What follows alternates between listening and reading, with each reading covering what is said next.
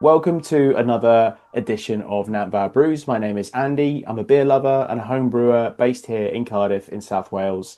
And Nant Fawr is the name of my little kitchen-based brewery, and it means big brook or big stream in Welsh. And I see this podcast as just an opportunity to have interesting conversations with people loosely linked to beer. And often those conversations will be had with a beer in hand, and hopefully they're nice to listen to while you enjoy any kind of drink. It doesn't need to have alcohol in it. But beer is a wonderful scene with wonderful people in, and we try and just capture that spirit in this podcast. So, in this episode, I'm really, really happy to welcome to the show Adrian Tierney-Jones, who is a very celebrated author within the world of beer. I'm a little bit starstruck speaking to him, having read a lot of his words in about beer, and I'm very much enjoying his new book, which is A Pub for All Seasons. So, welcome, Adrian. Thanks for coming on the podcast. That's all right. Yeah, don't be starstruck. As I always say, I'm just a writer. I'm not an expert. I'm not a sommelier. I'm a writer.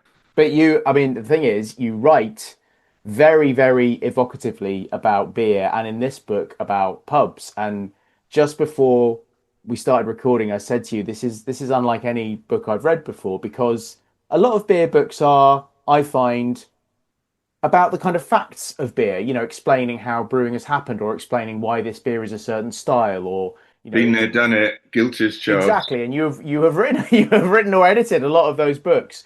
But it's far more poetic, and it as you are reading it, you feel transported to a pub because in pubs time slows down. The mood is different. So does that kind of get somewhere near to explaining what you were trying to achieve with this book? I've always been fascinated by the seasons. I love the seasons. I just love that change over the year. We talk about the change in what we eat, the change in what we drink. And I just thought pubs change organically. I'm not talking about pubs that, like, it's autumn, let's light a fire, but there's something more. And that's what the book's about. There was something more about how people gather closer together. They're inside in the colder seasons. There's more conversation because you can't help but talk to the person next to you at times. And then once spring comes around, I want to get outside. So, yeah, I just love the way I just love pubs, at the end of the day. I That comes just, across. It feels like the pub that you're in and the drink that you're having form a unique mix that's probably different every time you go, and also the person you're with. That comes across in the mm, book as well. Those three things, the pub, or the four things, the season, the pub, the drink, the person, those variables meld together and they give you a different experience. And you get these little chapters within chapters. They each have mm. a subtly different character because all of those four characteristics would have changed. And I just thought it was really, really clever how you did that. Oh, thank you. I mean, without blowing my own trumpet, I've been writing for nigh on 40 years. And, I used to try and write fiction and I tried to write poetry. I love creativity. And actually, funny enough, I wrote something last night, actually. I was in one of those, as a writer, sometimes you just think, oh, I want to write something down. I'm not going to read it all. Okay. But and I only brought it down with me now because I thought, well, it might be worth. For me, creativity and intoxication go hand in hand. They both create a feeling that at last you're getting close to what you want to achieve in life. I'm not going to go any more about it because it gets a bit self-indulgent. So going back to what your question about writing, I've been doing it all my life in a lot of ways. I got into beer writing, basically gradually slipped into it. I had a lot of really good breaks. I was writing for What's Brewing when it was a newspaper for camera.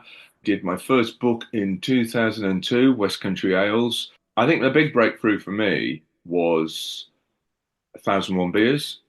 Yeah, I wanted to ask you about that because that's quite a seminal book. You see that around the Mm. place a lot. What's it like to put together a book like that? I mean, that must be a vast project.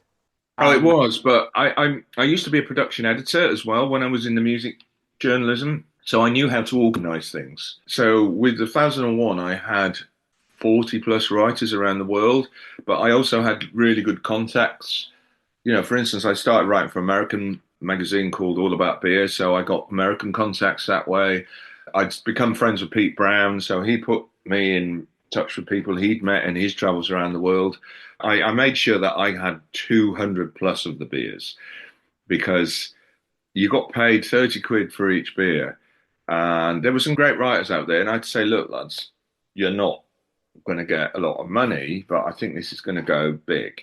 And there were some great writers. There was one writer who shall remain nameless, who I do like. He wrote a review of a wheat beer. That's about the nearest clue you get. Then he did the Dunkel by the same brewery, and he did the same review twice and just changed the last line. Oh no, you can't get away with that. I wanted to ask you about, it's a big question, but I'm sure you'll have an opinion on it. The state of beer in the UK now.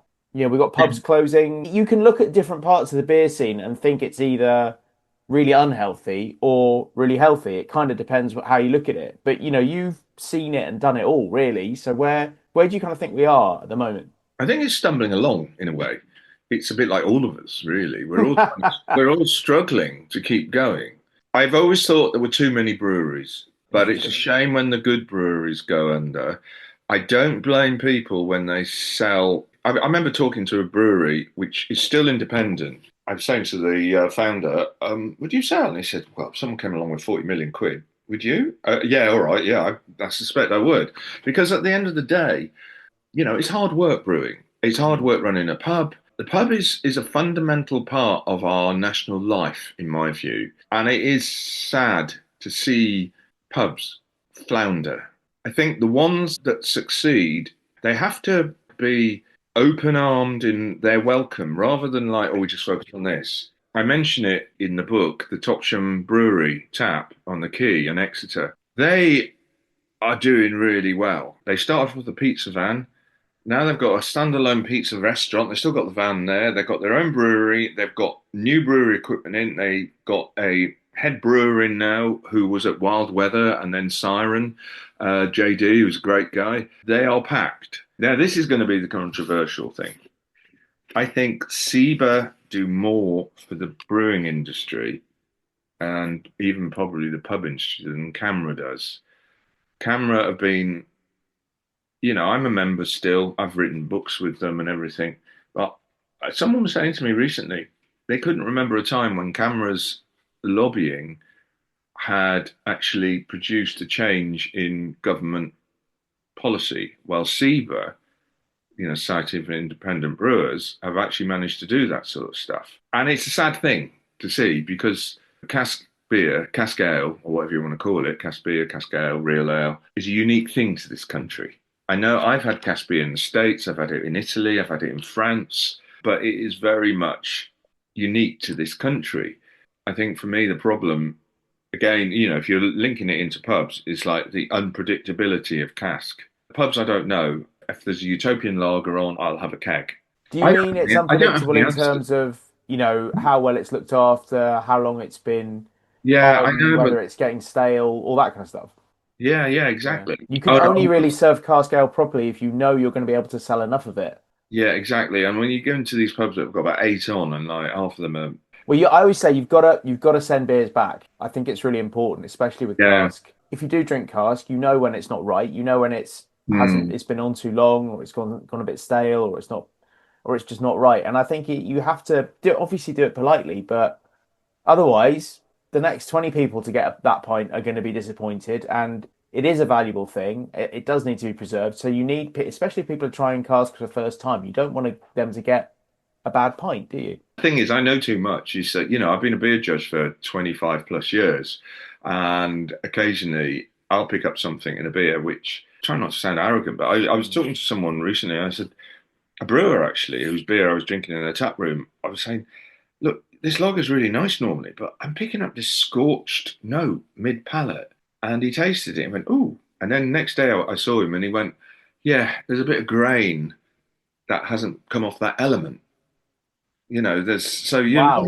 you learn all this. I mean, there's certain faults I can pick up. I'm a I bit better not ever let you taste my homebrew because I mean, there'll be alarm bells going off all over the place.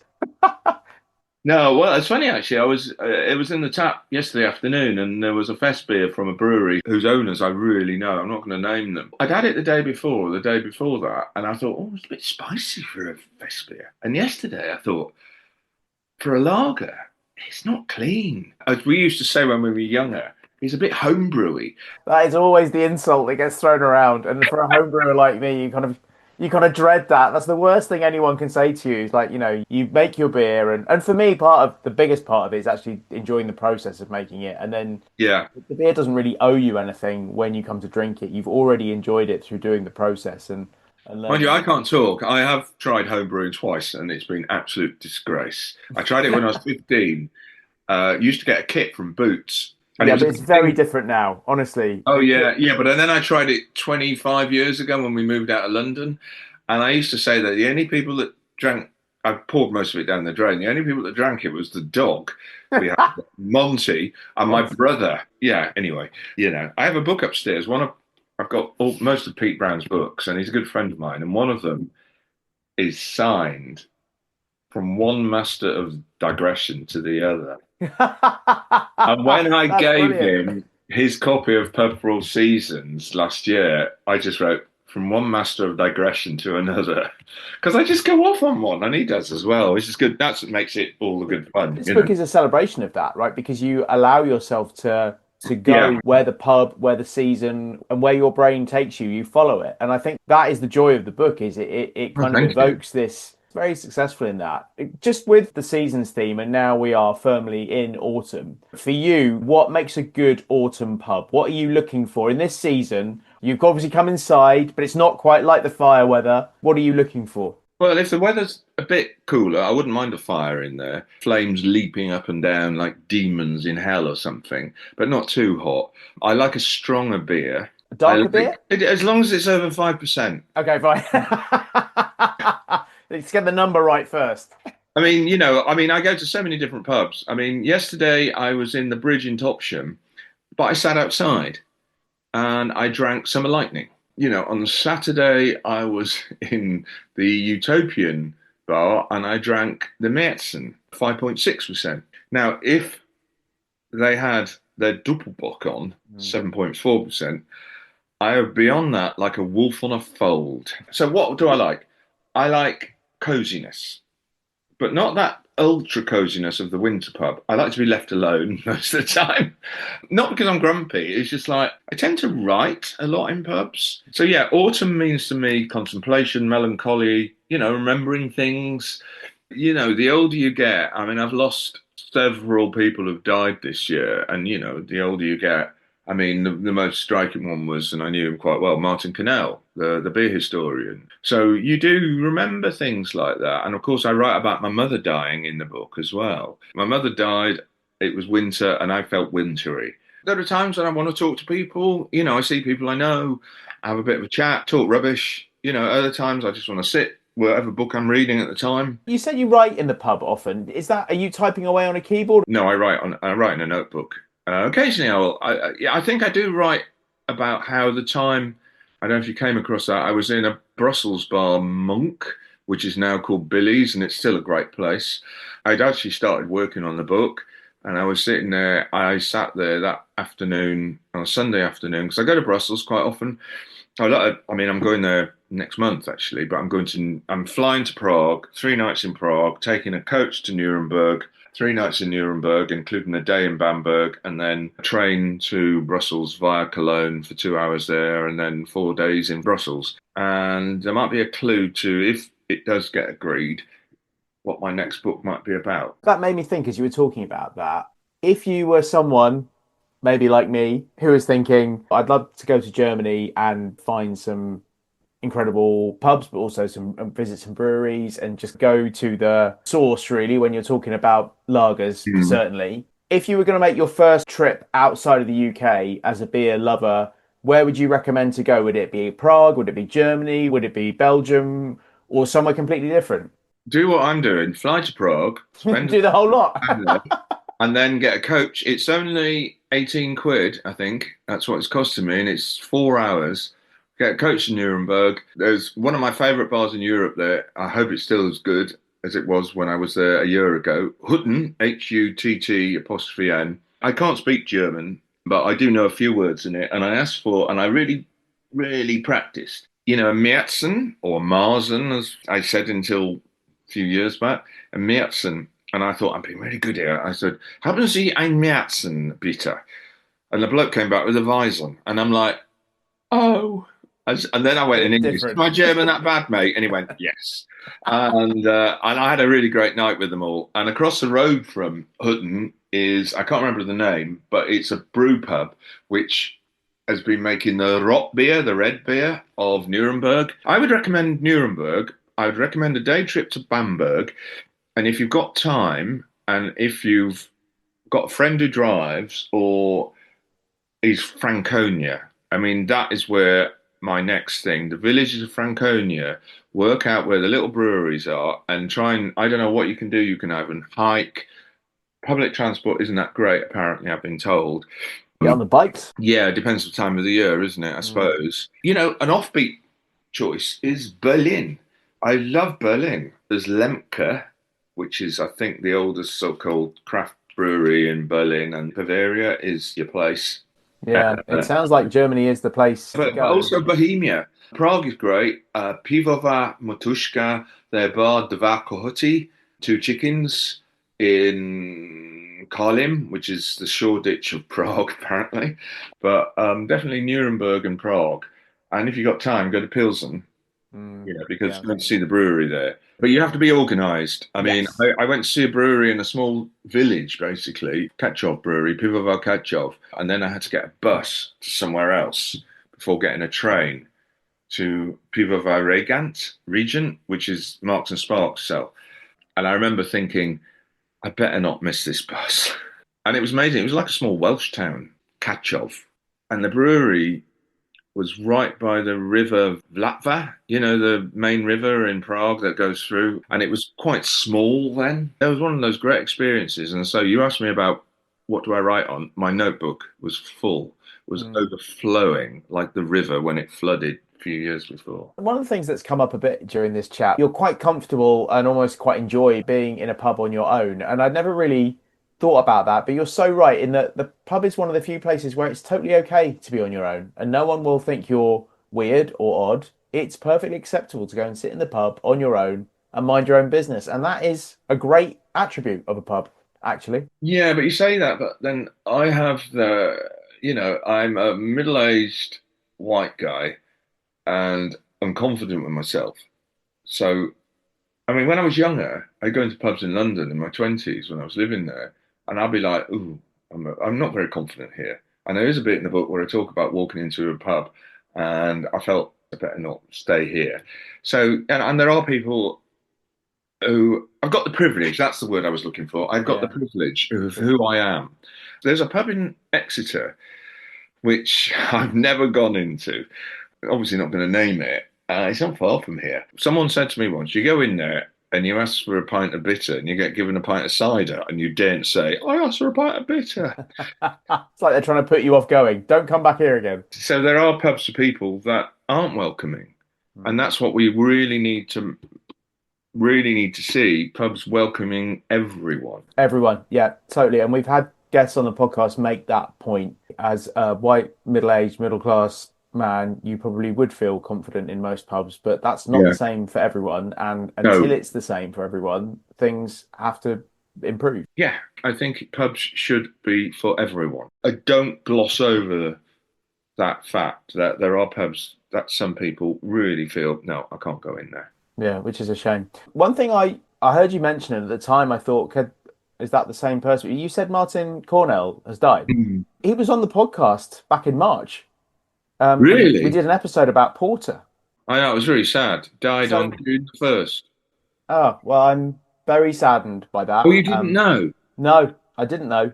Obviously, I'd only interviewed him once for the podcast, but as soon as you said that, and beer historian Martyn Cornell, I was like, I'm sure he's been on the podcast, and I just looked it up now, and he was, yeah, he talked all about porter and the kind of true origins of porter. He didn't actually see his book released. A lot of people knew him. I'd known Martin for over 20 years. Mm. I'd last seen him in May in Norwich at the Norwich City of Ale. We get on really well. So I was always like, you getting on all right? And he said, yeah, Mm. yeah. And I was like, oh, I'm really pleased to hear that. I'm really glad I saw him. I feel incredibly lucky to have been able to Mm. speak to him for the podcast, and I would implore anyone listening to Well, number one, I'd like to dedicate this episode to Martin. And number two, anyone who's listening, go back and listen to that episode on Porter because you will Yeah. not hear a more informed person speak No, more passionately about a subject that they know everything about. And no, yeah, it yeah. was, I loved making that episode because, I thought I'd done a little bit of research and, even asking him questions, he was like, oh, well, it's interesting because, that's the question that asked, but actually it was really about this. And yeah, just completely blew my mind, his knowledge on it. So sad to hear that, but at the same time, the words that he's left behind are incredible and a great writer. And as are you, if you will let me pay you that compliment. I'll Thoroughly take it. enjoyed I'll take it.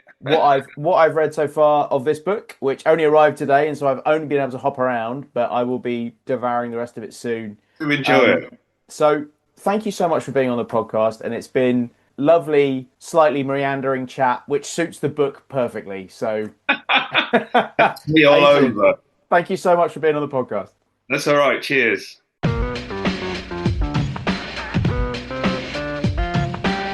Massive thanks to Adrian Tierney-Jones for being on the podcast, and his book, which is called A Pub for All Seasons, is out now.